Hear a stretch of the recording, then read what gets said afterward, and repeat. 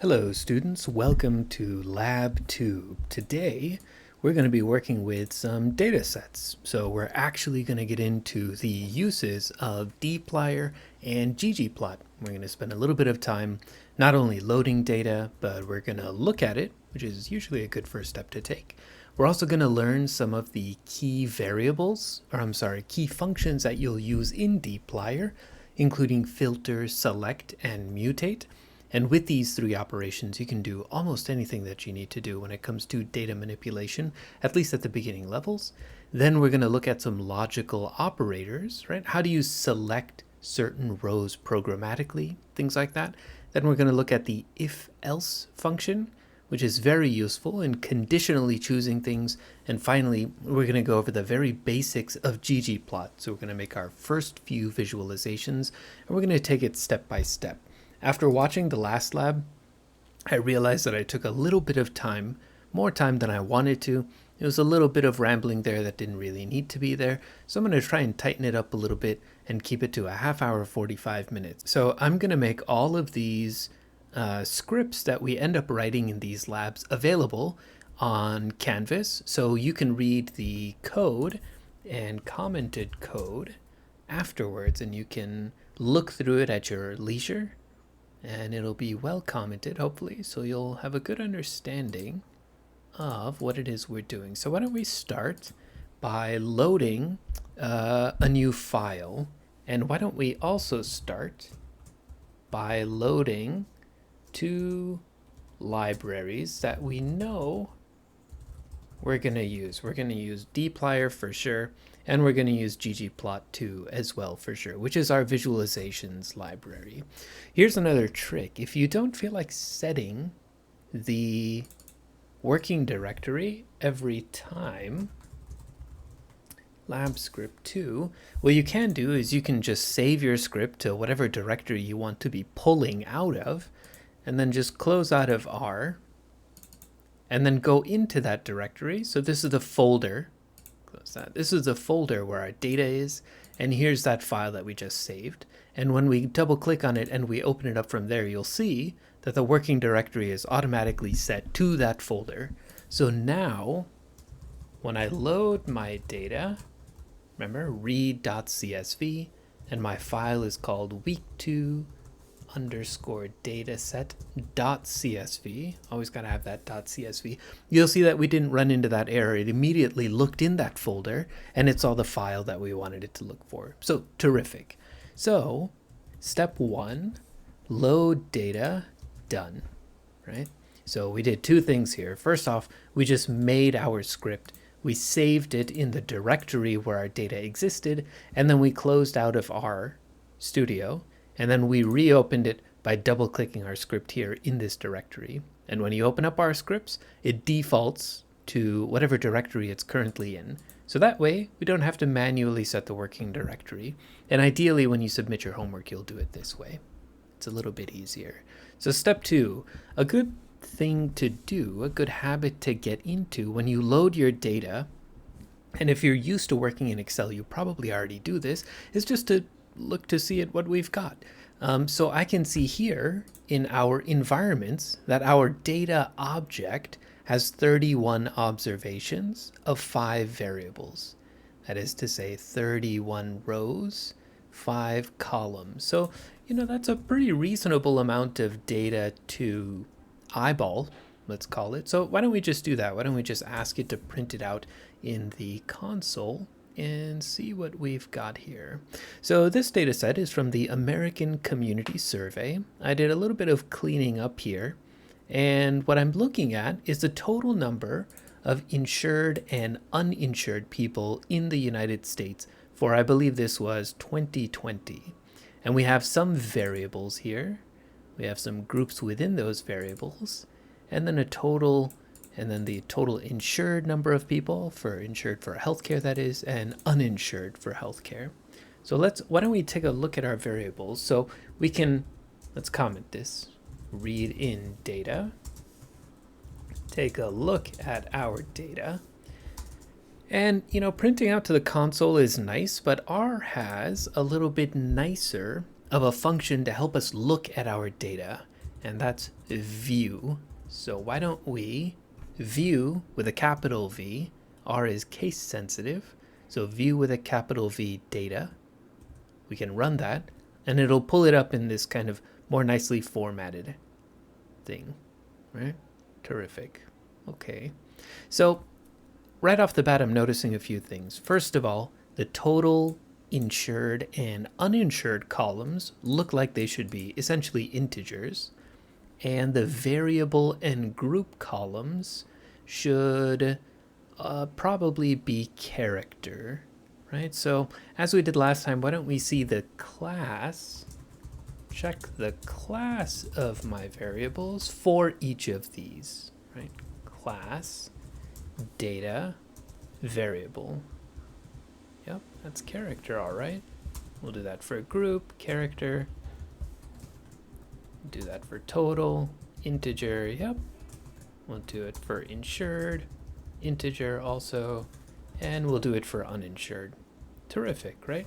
So my data is in a good structure, and that's partially because I spent some time cleaning this up before the lab, making sure that it would load properly and things like that. But, you know, they're good sniff checks to take. Okay, so we've looked at our data. Another thing that might be interesting to look at would be to say, okay, I see that there are actually a few different variables here under the variable column.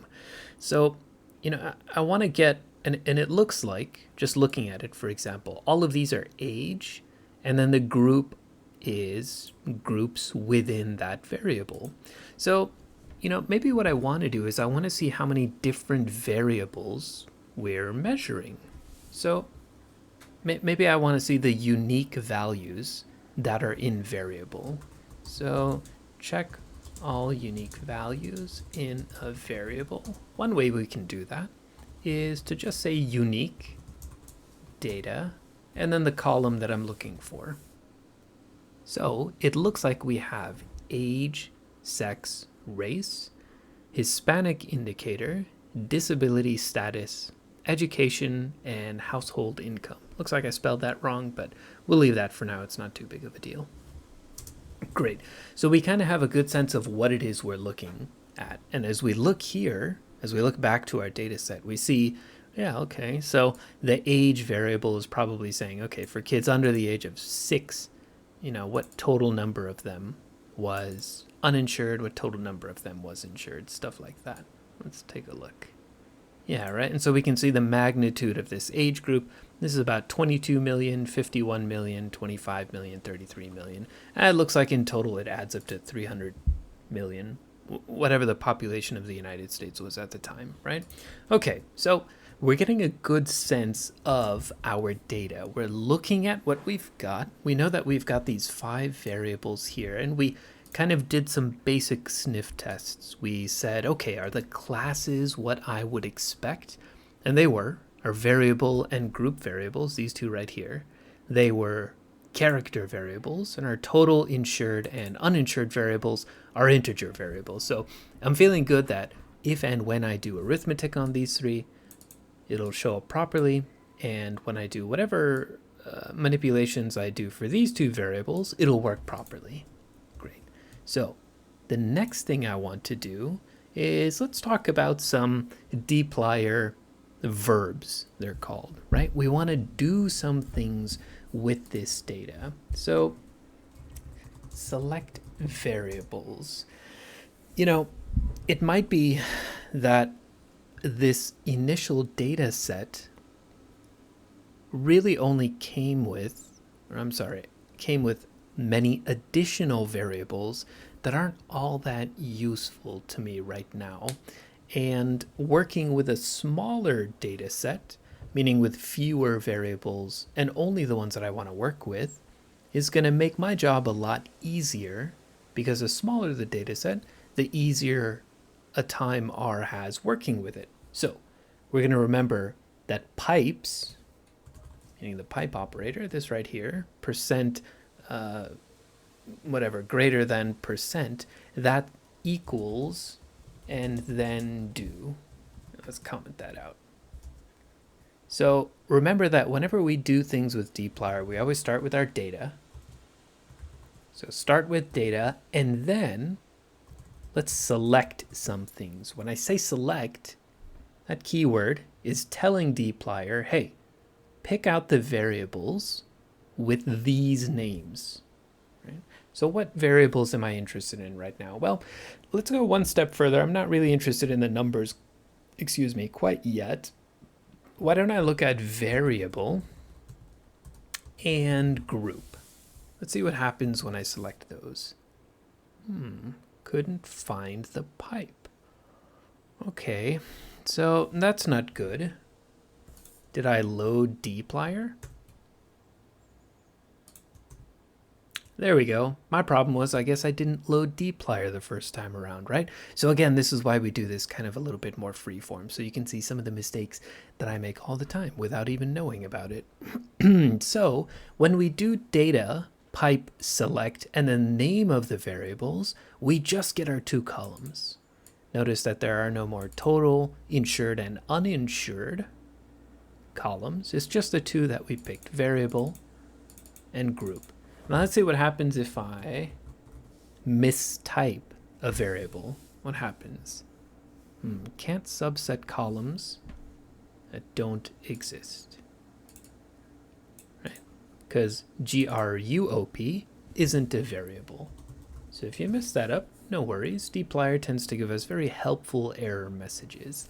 Okay, great, right? So that's how I would select some columns, but maybe I'm not really interested in all of these columns. You know, I'm looking at some of these variables and I ask myself, well, for my research question, I'm not too interested in household income right now, but this age variable seems to have a lot of different groups, and it might be useful to see how those groups change in terms of like what percentage of them are insured and what percentage of them aren't. Maybe that's just a hunch, right?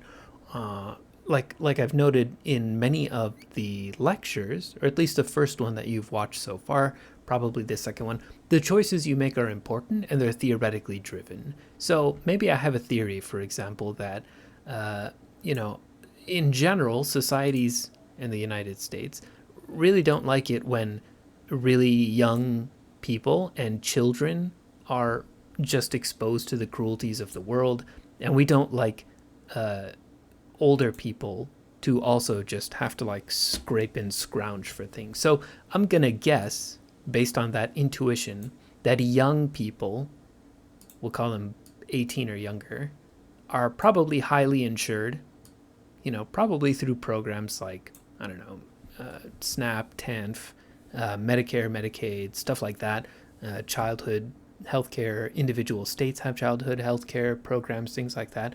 And old people, definitely between Medicare and Medicaid, everyone over the age of 65 is eligible for Medicare. I'm going to say these two groups are going to be highly insured. So, okay, we've selected our variables, but our data set still contains all of these extra rows of information that are kind of irrelevant to the question that we're asking, right? So let's take out group. I just want, actually I want variable, I want group, I want total, and I want insured, right?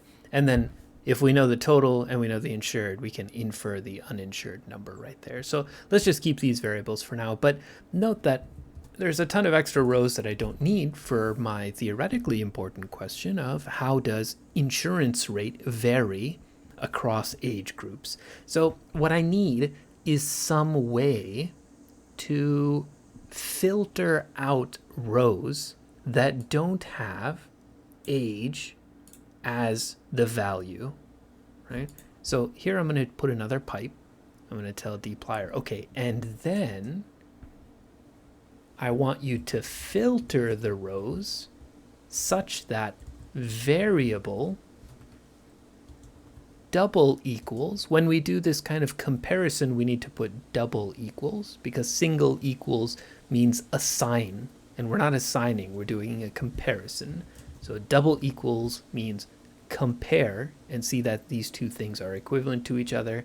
And I'm going to say age. And again, this needs to be in quotation marks because I'm not referencing an object. Right? There's no object called age. And when I do that, I get exactly what I'm looking for. Terrific. That's what I want. I want only the age variable. It has all of my groups. It has the total number of people in that age group. And it has the total number of people insured in that age group. Okie doke, now we're getting somewhere, right? We know how to pick our columns by name. That's pretty neato. We know how to pick our rows by kind of saying, okay, well, if it's equivalent to this, if it's equivalent to that, terrific. Now, maybe what I want to do is I want to calculate an additional column. Right? So we have 4 columns here, and I want a third column that will tell me what percentage of people in this age group are insured. So whenever I want to make a new variable, let's put the pipe again, right? Once you've started with your data, then dplyr, please select these variables. Then please only keep the rows where variable equals age. Then I want you to mutate. Mutate means add a column, do something, manipulate the data, right? Whenever we use mutate, we're going to be doing some calculation. So what do I want to do here? Well, first of all, I need to name my column. All of these other variables have names. They're called variable, group, total, and insured. So maybe we'll call this one percent underscore, insured. And since we're assigning values to this variable, we're just going to do one equal sign, right? This time we do want one equal sign because we're creating some new values there. If we did double equals, it doesn't make sense because we're not comparing anything. We want to calculate something and then put the results of that calculation in a new column, so a single equal sign. And then we're going to say insured, that's this column, this last column right here, insured,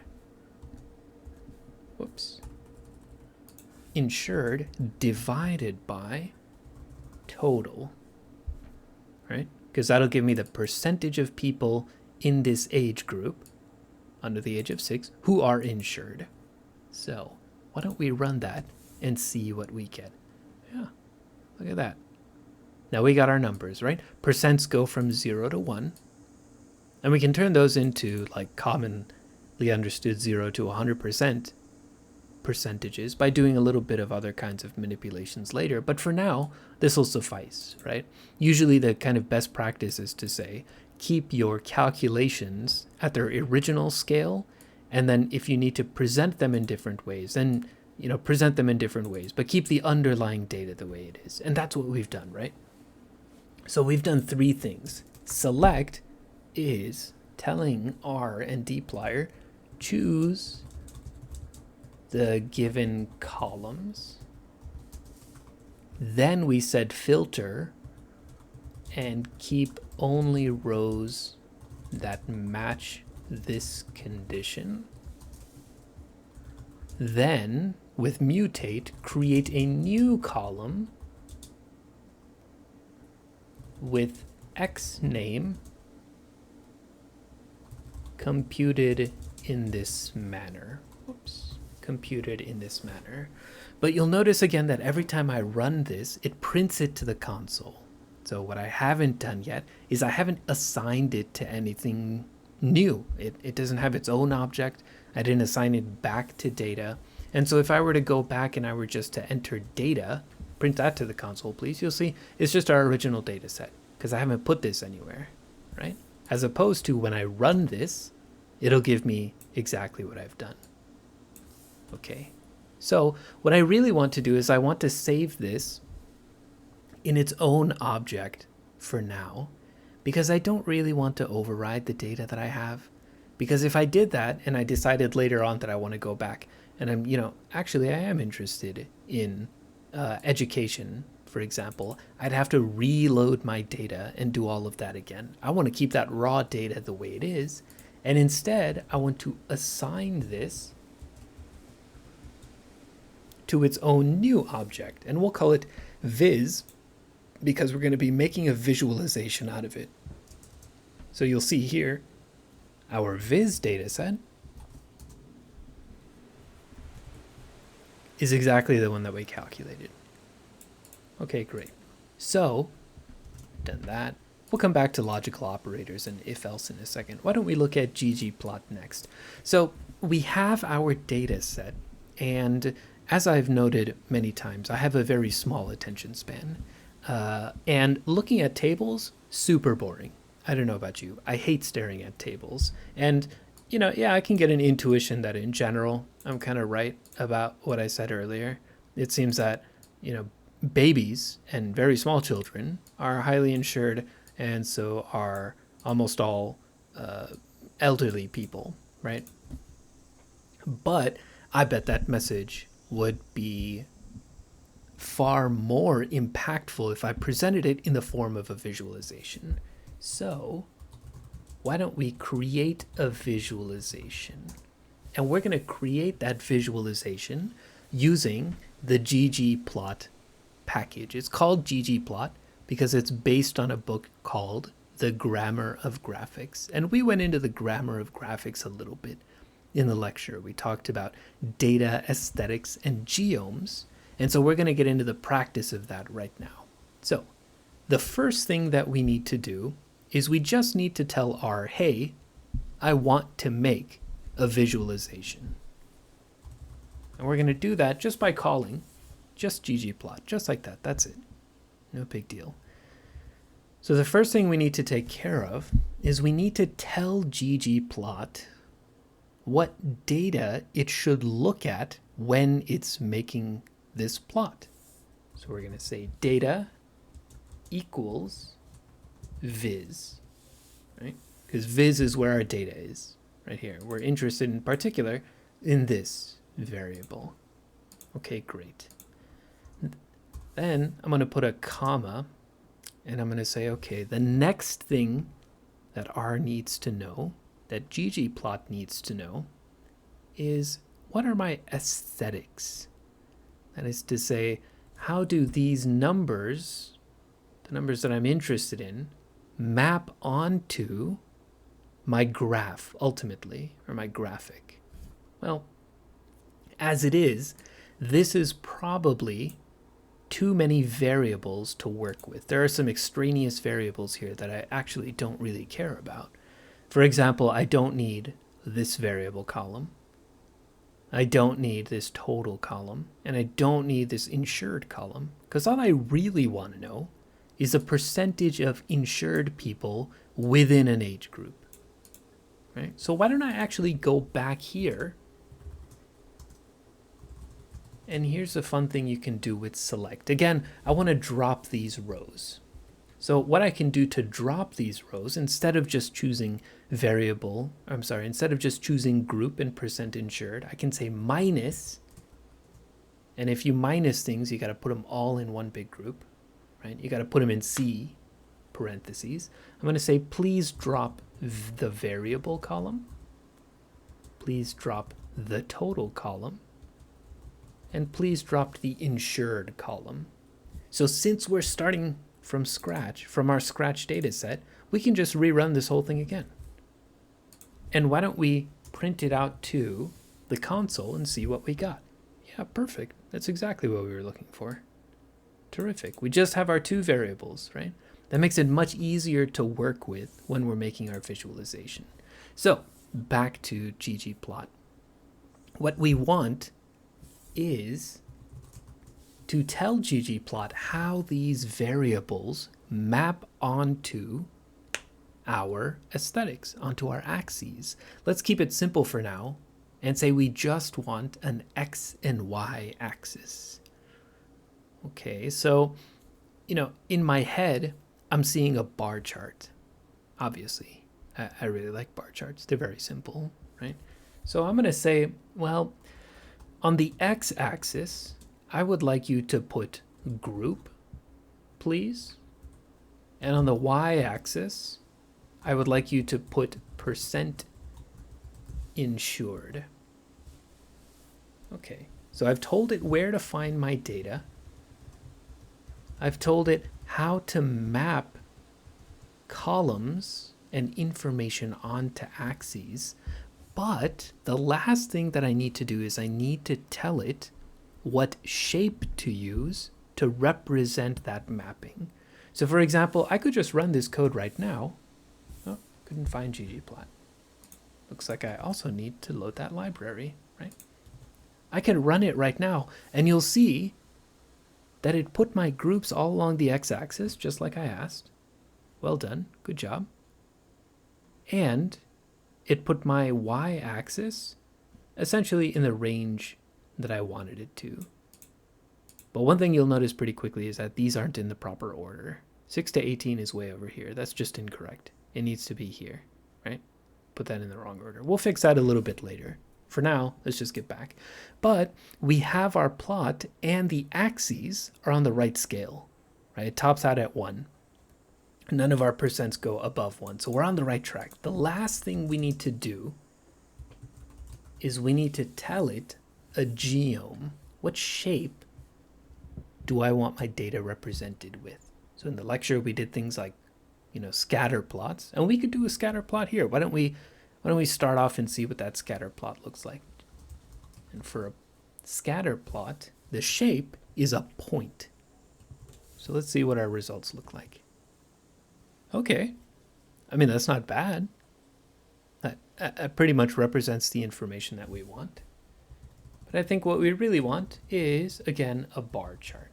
So we're going to do geom column.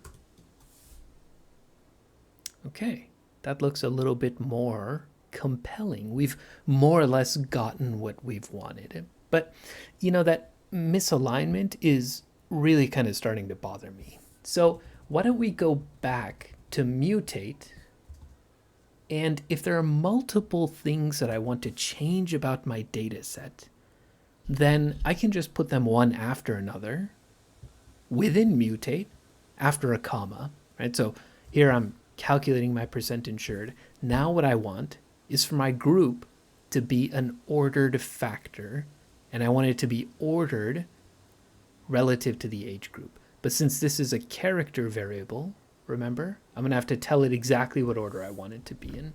So let's take a look at our viz data set. See what we've got there. Okay, so I'm going to be changing my group variable equals factor, right? I don't want it to be a character. I want it to be a factor, group. And then just like we did last time, now levels. I have to tell it the order that I want this variable to be in. So let's see, what's the smallest one? Is in, less than 6. Then comes 6 to 18. Then comes 19 to 25. Then comes 26 to 34. 35 to 44. Did I get that right? 25, 26 to 34. Yep, okay. 45 to 54. 55 to 64. 65 to 74. And greater than 75. Right? All right, let's rerun that. See what we get. Okay, looks good. And let's replot our data set, or replot our visualization. Wow, great. Look at that. On the x-axis, exactly the order we put them in. And looks like our theory, roughly correct. Right? We see this kind of curvilinear pattern where children, highly insured, as you get older, you become a millennial, you don't get health insurance. And then as you get back older, as you get further into your career, and you become eligible for Medicare, especially right here, you see this huge jump. Almost certainly all of these people are eligible for Medicare. Almost all people who are older eligible for these two programs, so they're highly insured. The cool thing about ggplot is I don't have to stop here, right? One thing that I can do is I can say, this is nice, but what I really want are some labels above these bars that tell me these percents. So the great thing is that we've actually already done some of that work. So let's say I wanted to put the actual percent, right? I wanted it to say 96% as a number, as a label here above this bar. Well, I would need to put another geom. That's it, just geom text. And moreover, I need to tell it what text to print, and that aesthetic is called label. And we're going to put percent insured, right? So it has the X. It already knows that X goes here. It already knows that Y goes here. And I'm just telling it also put the label and add one more shape, please. Geom text. So we have two geoms here using the same aesthetics. Geom text needs one more. But besides that, pretty much the same. Let's rerun that and see what we get. Okay. It doesn't look bad, but there are a few problems. First off, I want these to kind of be hovering above a little bit. And I don't want to go around futzing with these numbers. Instead, I just need it to be like justified to the top. So what I can do is to say vjust, meaning vertical justification. And I'll say -1. Let's see what we get. Yeah, perfect. Okay. The other problem is that these numbers are just way too long. I don't need this many digits. It's not significant to have this many digits. So here is where the package called scales comes in. Scales. And what scales does is it gives you very easy functions like percent. So I'm going to put my label in a percent function, and when it prints it out, it'll print it out as a percent. So let's go ahead and do that. Yeah, perfect. That looks really nice. I quite like that.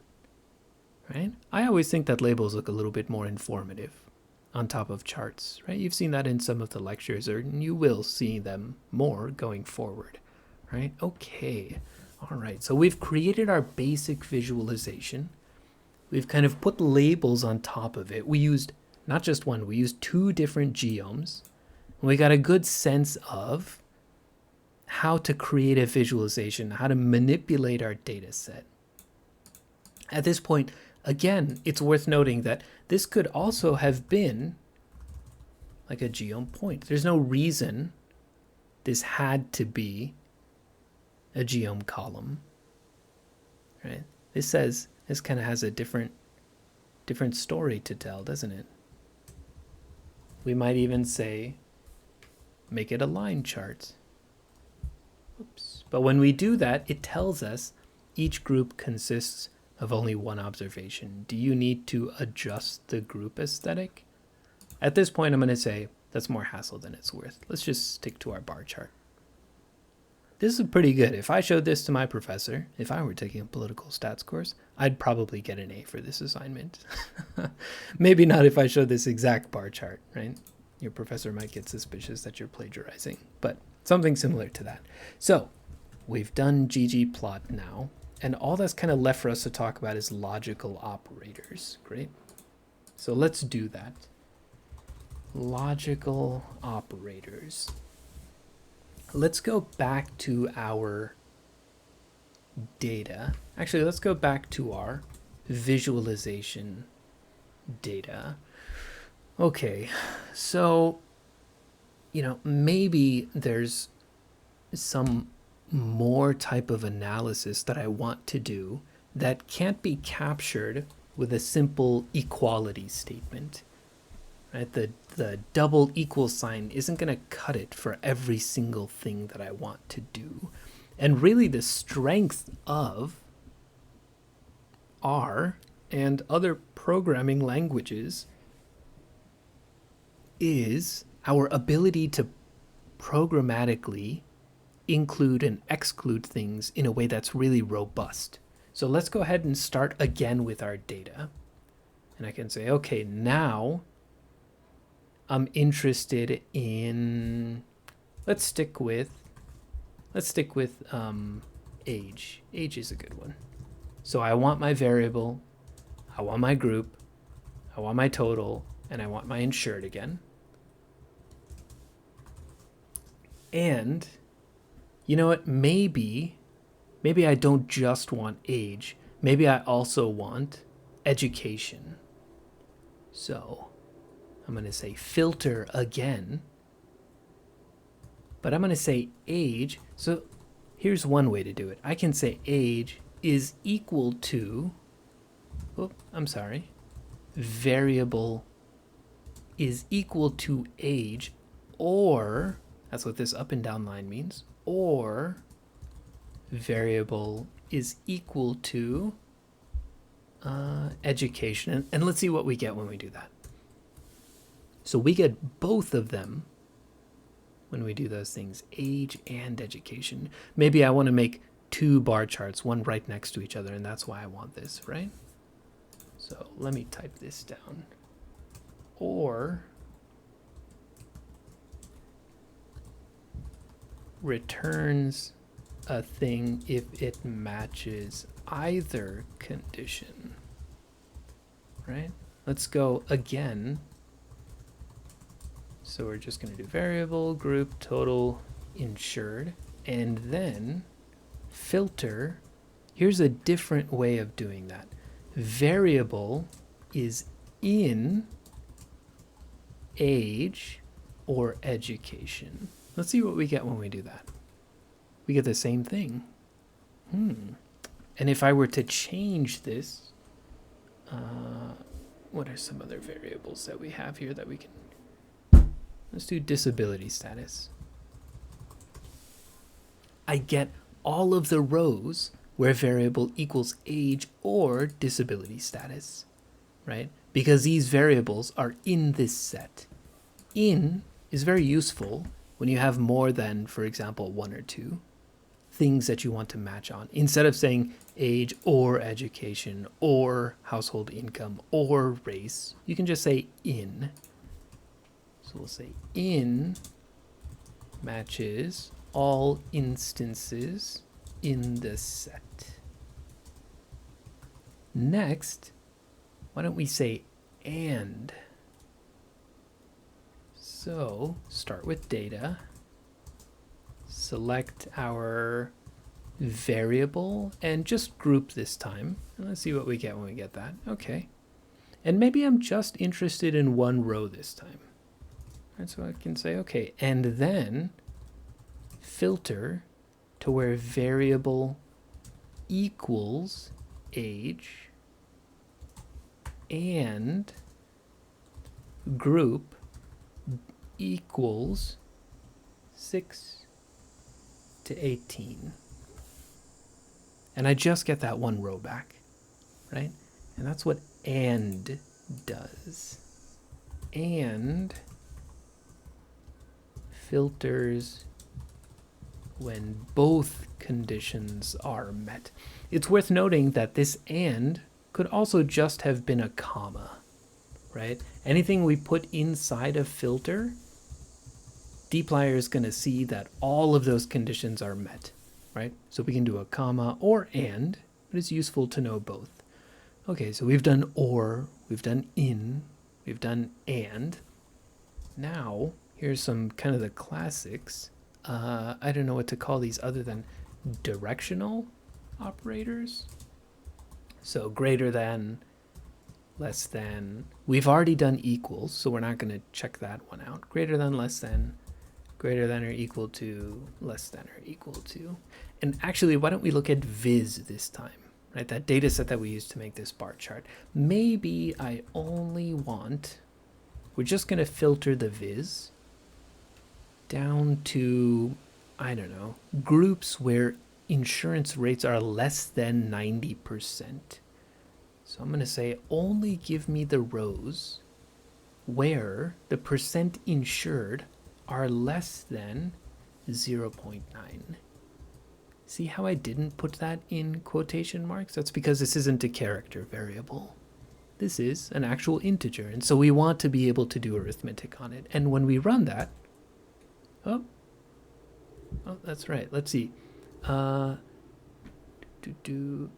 Comparison is possible only for atomic and list types. What's the problem here? Well, I wrote %, but there are no comments called %. Instead, there's a column called %insured. Unsured, insured. And when I actually type it correctly, I do it correctly, right? And we can do this for kind of any of these directional operators. If I turn it around, it'll give me only those groups where insurance rates are greater than 90%, for example. And it's not that we just have to select rows this way. We can also mutate things this way.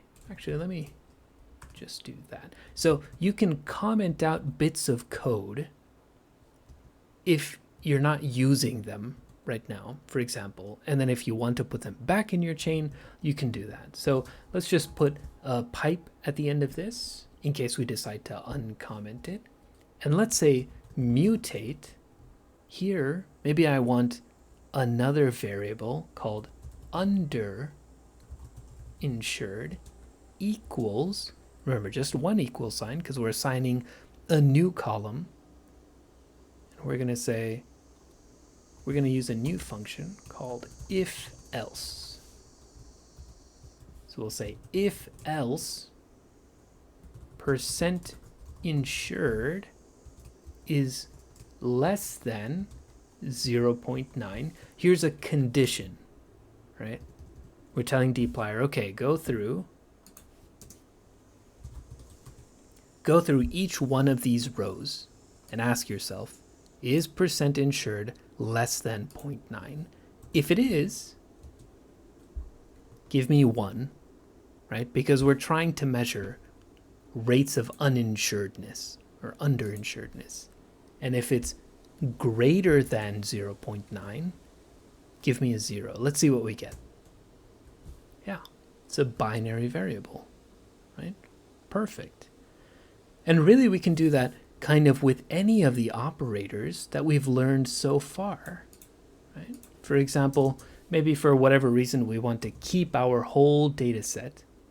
And so let's look at our data set again, and we can mutate in a variable that's like relevant rows equals if else group is in education or Hispanic indicator, then 1 else 0, right? Let's see what I get. Oh, what did I do wrong here? Well,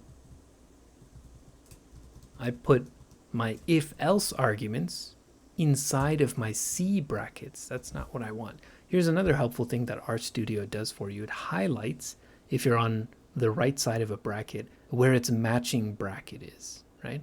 So here's the condition for if-else. And I just need to put my output here. See what happens. Great. That's what I'm looking for. Relevant rows. Actually, is it? Doesn't look like it. That's right, it's not.